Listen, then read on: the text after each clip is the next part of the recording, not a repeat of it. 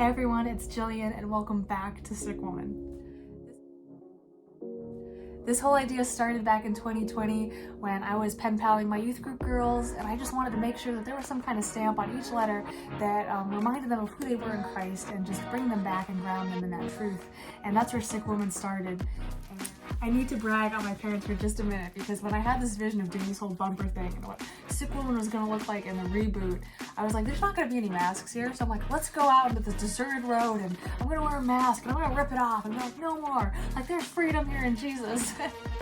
And I go up to my mom the next morning and tell her what I want to do. And she's like, all right. I'm like, she's never like, done like this camera thing. So it's a little bit blurry and I'm like, we're going to make it work. We're going to make it work. And she just was so on board with it. I was so happy. And my dad found out too. And he was like, well, I got to come with you to make sure you guys don't get hijacked in the middle of nowhere. And I'm like, all right. So he was standing guard. It was just the best thing. So here we are back in 2024, super excited.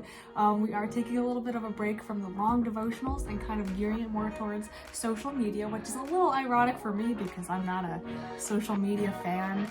But the basis is staying the same. I want to encourage, I want to bring the glory back to God. I remind women that their identity and security is safe in Jesus Christ. The whole goal in all of this is to just be real, be open, use the creative gifts that God has given me and maybe even other individuals.